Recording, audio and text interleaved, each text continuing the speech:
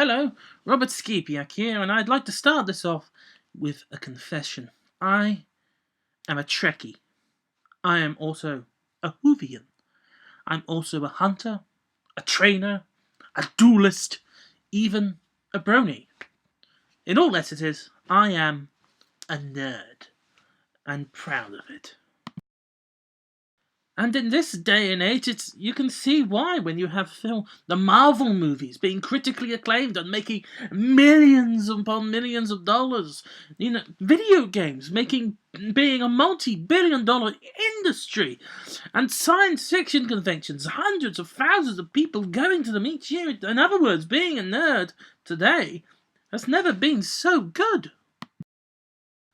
Even the very origins of the word nerd are quite nerdy.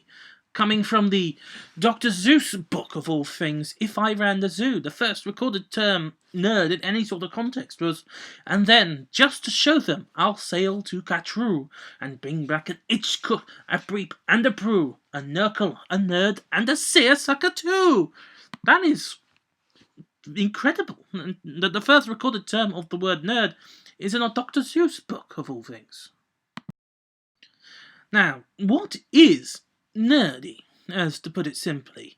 Well, for the sake of for this video, we'll simplify it to science fiction, fantasy, comic books, and video games for this moment. But why is being a nerd a big thing now? I mean, there were characters who were nerds before, with George McFly and Peter Parker, but the nerd element they had was seen as a negative aspect to them. With George McFly, his nerdy elements were grown out of by his son, thanks with his help. Whereas with Peter Parker, when he got bitten by the radioactive spider, he slowly and surely became less of a nerd and more of a man. But now, popular characters include Sheldon from The Big Bang Theory and Abed from Community. Both of these are nerds, and people don't want them to grow out of their nerdiness. No, they want to see them grow and become even more nerdy. Getting back onto the topic at hand of why nerd culture is such a celebrated media powerhouse, to simplify this whole answer, which could be long and complicated, I'm going to give 3 simple reasons on why nerd culture is the force that it is today. Number 1, nostalgia. In this day and age, the old is the new. People don't want to see the brand new things. They're willing to put their money towards them. However, an old product, people will be willing to pay for and put money towards because it may remind them of their youth or childhood. Examples would be someone who's more willing to put their money to, say, a new Rocky movie than they would be to a brand new IP with brand new people that are just about to make it big. And nowhere this is more evident than the Kickstarter projects that have been cropping up over the last few years. With projects like Mighty Number 9, Ukulele, and Bloodstained, Symphony of the Night, which are in essence new products, but are spiritual successors of popular video games. Mighty Number 9 being made by the creator of Mega Man. Bloodstained, Symphony of the Night being made by the creator of the classic Castlevania game, Symphony of the Night, and Ukulele being made by the creators of the Banjo-Kazooie franchise. All of these products from Kickstarter all share a few similarities.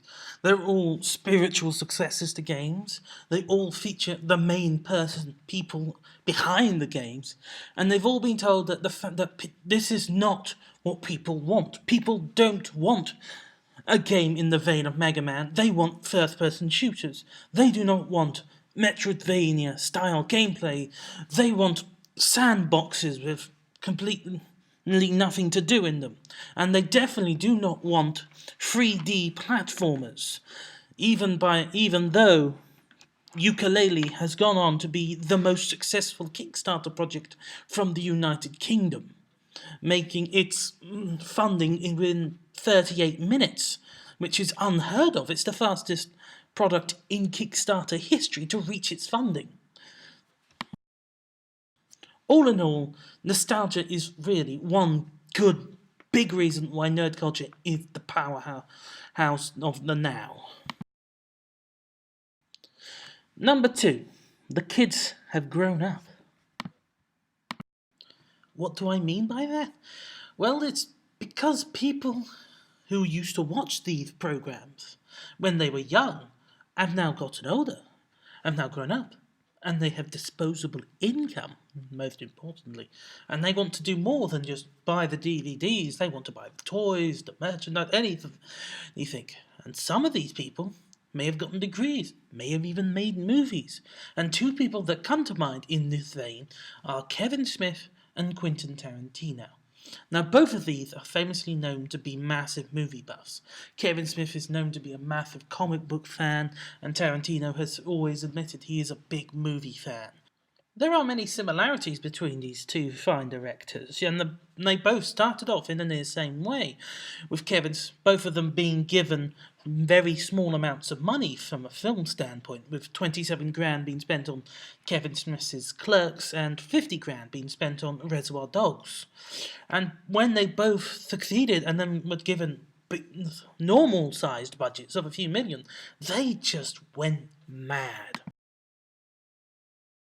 They just filled their films with references to obscure movies and TV show. I mean, take Mallrats, that had an entire scene that was practically homaging Batman, and both of them have entire sections where they just talk about nothing but pop culture.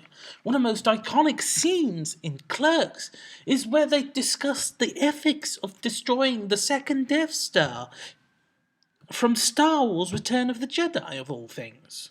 And Mallrats, they have another scene where they discuss how Superman would have sex with Lois Lane through the use of a kryptonite condom. It's because the kids have grown up that many believe that these nerd franchises have gone on. But there is one final reason that I believe why nerd culture is as powerful as it is. Number 3, respect for the franchise. Why? Well, let me put it this way. If someone is going to adapt a Jane Austen novel or a William Shakespeare play, they usually have a lot of respect for the work that came before them. And so they try and stay close to the main source material, but try and make it their own thing. And that is what people are learning to do these days when they're making these films about honestly quite silly things. A man who has billions of dollars decides he's going to build a giant suit after being kidnapped by terrorists. Or a person who's been covered in gamma radiation to become a huge hulking monster whenever he gets angry. These can be seen as very silly ideas, but here they respect the franchise and take them seriously enough, but know just when to add elements of humour. This is a more recent element, but a very important element. Because there were films that were very nerdy, that were made by people who seemingly did not respect the franchise. A big example I will mention is The League of Extraordinary Gentlemen. I mean, the comic books were praised and lauded as fantastic. In essence, it was a Justice League of the Victorian era. But when the film was made, it didn't even follow the plot. In fact, the plot of the film would end up being used nearly 10 years later in the second Sherlock Holmes movie starring Robert Downey Jr., in which it's basically war between England and Germany was going to happen before it did happen. Other examples of this could be the Fantastic Four movies. A story known that Jessica Alba was going to read some Fantastic Four books to get an idea of what her character is, and they were like, no, don't, we're not going that direction, which is not what we want to hear.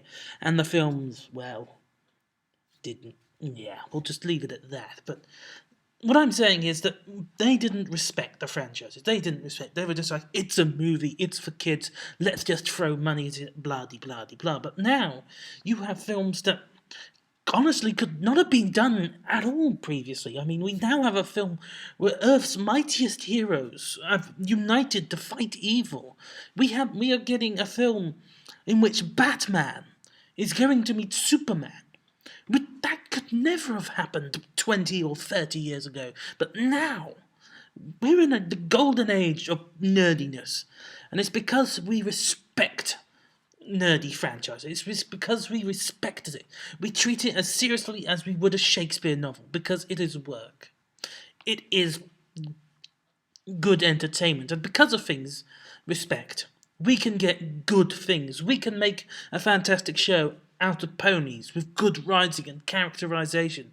It's because of this that we can have one of the greatest television shows ever made about a man who goes out at night and dresses up as a bat.